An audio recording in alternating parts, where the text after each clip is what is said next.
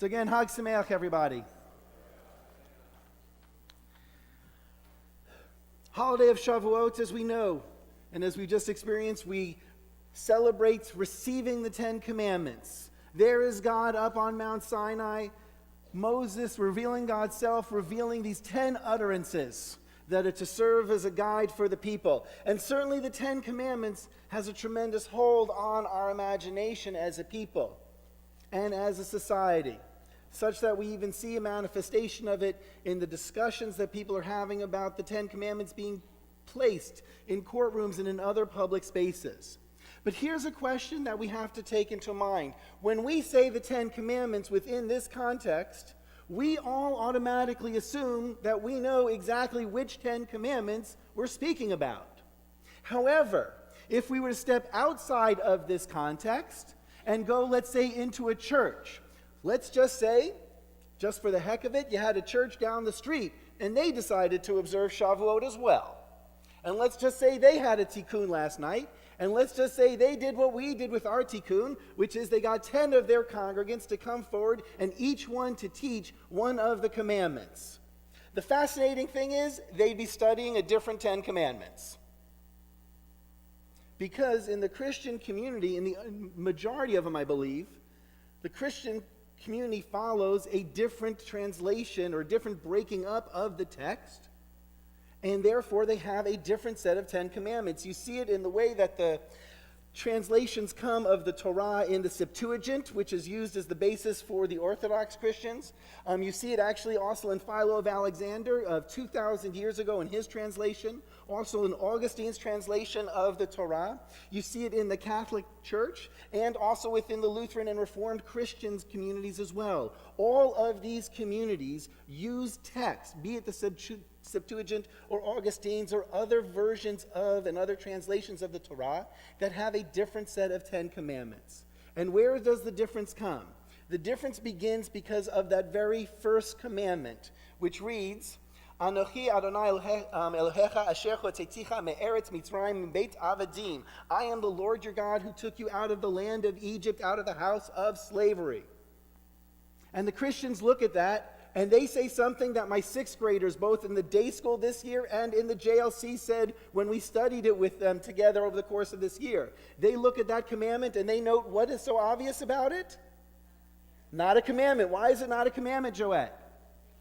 Well, it comes off as a statement. You look at the other commandments that we hold as part of the 10, commandments 2 through 10, and each one of them have some kind of action associated with it, either an action you should do or something you should not do. But this commandment, per se, as Joette says, doesn't really read as a commandment. It reads more like a statement because there is no action associated with it. And therefore, the Christians picking up on that as well said, you know something? That's not a commandment. And so their first commandment is our second commandment, for the most part. By the way, there are some variations within the communities, exactly how they break them up. But for the most part, their first is our second, and what they will do to make up to have 10 commandments is they will look at what we consider the 10th commandment, the one that says you shall not covet, and they break it up into 2 commandments. Lo tachmod beit re'echa, you shall not covet your neighbor's house, is their 9th commandment. And then the 10th commandment for them, lo tachmod eshet re'echa, you shall not covet your neighbor's wife, his slaves, his property, any of his stuff. And that becomes their 10th commandment. So we have this very curious situation where there is a debate, a disagreement between the Jewish community and the Christian community as to what exactly the 10 commandments are, what constitutes those 10 commandments. And what it does is it should bring our attention to that very first one. I am the Lord your God who brought you out of the land of Egypt, out of the house of slavery. How is it that our tradition could see what the Christian community could see and yet still count this as a commandment? We find this discussion in full raging form among the medieval commentators. And the one I want to focus on is Avraham ibn Ezra, who was a brilliant Spanish medieval exegete, philosopher, Kabbalist, and thinker. And he proposed the following. He looks at it, just what we saw, just what Joette said. He said, you know something? This isn't a commandment in that it does not have an action associated with it. And yet this is the most important of the commandments, because it is this commandment that lays the basis for the observance of all the other commandments. And how does he come to that? He asks a very interesting question. He asks himself, what else could the Torah have said? I am the Lord your God who ... What else could the Torah have written in there? I'm sorry, sir? Oh, no, before we get to that, though. Before we get to thou shalt have no other gods, I am the Lord your God who, and? Right, oh, two of them. Okay, Ann and Zisel, in harmony there. Right? I am the Lord your God who created the world, who created the universe. It could have started that way, but it didn't. And picking up on that, the medieval commentators ask the following: why doesn't it go that route? To which the answer they offer is the following.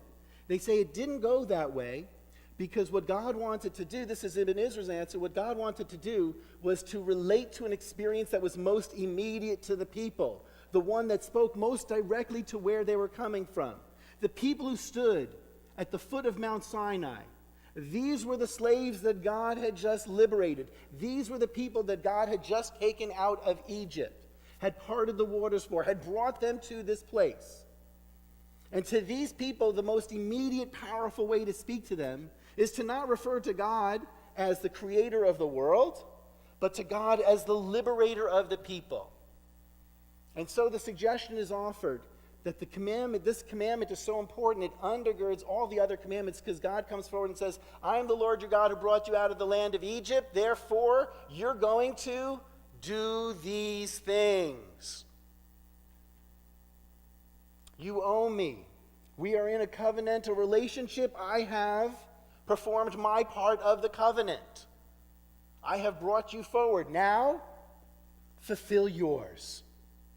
And step up and be the kind of people I know you can be by observing these sacred actions. And so this is how it is, or in other medieval commentaries, will come around to understanding this first commandment that does not read like a commandment, but they'll understand this first commandment as being a commandment because it is the basis of all the other commandments.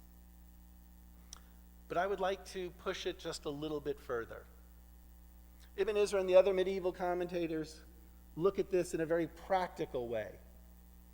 God took us out of Egypt, therefore we must. But the whole notion of us being taken out of Egypt, of us having experienced the oppression and the suffering that goes along with being at the mercy of a cruel and vicious tyrant, that concept is so important within the Torah that the most repeated commandment is the one that says, you shall not oppress the other. You shall not oppress and bring distress upon the widow and the orphan and the poor. Why? Because you were once slaves in the land of Egypt, and you know their suffering, says the Torah. And I think if we hold on to that thought, then mentioning Egypt and God's role as a liberator of the people from Egypt takes on a whole new dimension. Because what is it to be sensitive to the suffering of the other? It is the most immediate and intimate way that we can come to understand that there is a person across from me, an other, but an other who I have a shared experience. I understand what it is to be in pain. I understand what it is to suffer. I understand how miserable those experiences are, and therefore my whole outlook on the world is shaped by my sensitivity to that other. And therefore, this commandment comes first to bring us into that place, what modern-day psychologists call our own theory of mind, that we begin developing when we're 4 and 5 years old, when we realize that I have a mind that thinks and does and kind of computes and looks at the world, but so does the other person. And how am I to relate to that other person? And so the commandments come along, and they are a series of dictates of sacred deeds that are meant to put us in right relationship with the significant others in this world. And who is the most significant ultimate other from a Jewish perspective? God. And so those first commandments deal with how do we show our respect? How are we meant to stand in relationship to that ultimate other? Well, the first thing is, be faithful to that other. Have no other gods before you.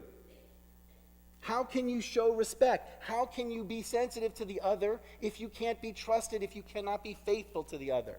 And by the by, once you have that sense of basic faithfulness, a sense of trust, don't go around taking advantage or abusing the other, in this case by taking the name of the Lord in vain. That is not a way of being respectful to the other. And while we now know what we shouldn't do with the other, what it is that we need to do to show respect to the other by being faithful and by not taking advantage of the other, let's talk about how we can join with the other. Shabbat. And so those commandments 2, 3, and 4 are all about how we relate to that ultimate other, how we are to relate to God. And once we understand how we get into a right relationship with God, how it is that we can relate to God with a sensitivity of a people who know what it's like from another point of view, we come to that next significant other. And who is that next significant other after God, if not one's parents? When a child is born, the identification with the parents, the sense of connection with the parents, the intimate bonds that exist between child and parent are absolutely essential for that child to draw on in order for that child to be able to grow, in order for that child to have all that the child will need to develop. But what is the ultimate step of development for a child in relationship to their parent? It's when they begin to step away from the parent. It's when they begin to understand that the parent is, in fact, other. And the second that that space appears, it is first a most frightening time for us as parents. And a lot of us will do whatever we can to hold on for as long as we can in some cases. But once we allow that space to appear, the immediate question becomes, okay, there is a gap between me and my parents. Therefore, how am I to relate to this other? I know how to relate to the ultimate other of God. How do I now relate to my parents? Oh, the Torah says, this other, kabed et avicha ve'et imecha. This one you have to respect. This one you have to honor. Now, once I move away from God and then my parent as the other, the next set of others are the people around me. And so commandments 6 through 9 deal with the people around us. And how do we relate to the people around us? Well, first, we have to be able to respect their physical integrity. You shall not murder. We have to respect their significant commitments. Shall not commit adultery. We have to respect their property. You shall not steal. And you also have to respect your interactions with others in a system that helps oversee the protection of one's body, one's relationships, and one's possessions. And therefore, you have to show respect for the system that helps, in a sense, keep all of this going. Therefore, you cannot lie and be a false witness. And so commandments 6 through 9 deal with how I deal with the other out there. And then I come to the 10th commandment. And here, I come back to the last other that I've not at all talked about. Self. The commandment to not covet has less to do with respecting the possessions of others. We've already commented on that. You shall not steal. When I covet, I'm not disrespecting the other. When I covet, I'm showing a lack of respect for myself. When I covet what others possess, I am saying to myself that I am not significant enough. I am not sufficient. There is something so severely lacking in who I am that I look at the other and I look at what they have and I think I will somehow be better if I have that, if I have what they have. And so this commandment comes along and says, no. At the end of the day, after you have learned how to respect God, parents, and other people, at the end of the day, you have to be able to come around and learn how to respect yourself. And so the 10th commandment, from our point of view, is one that focuses on the other within us and a way of learning to show respect for who we are. And when we understand the commandments in this light, we understand why the Torah began with, I am the Lord your God who took you out of the land of Egypt. But we also come to a shocking and radical notion. In the society in which we live in, we teach our children that they have to respect themselves before they can respect others. And that if they don't have respect for who they are, they will never truly be able to respect the other person because they are lacking within themselves a sense of self-respect. Well, the 10 Commandments come along and say, no, no, no. You have it reversed.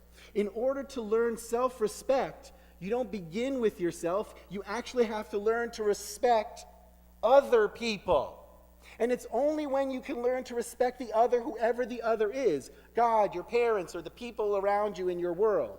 Only when you learn to respect them. Only when you learn to understand and treat them with the same kind of authenticity and integrity that you would want to be treated. When you learn to do that for the other who is out there, then you'll be able to do it for the other in here.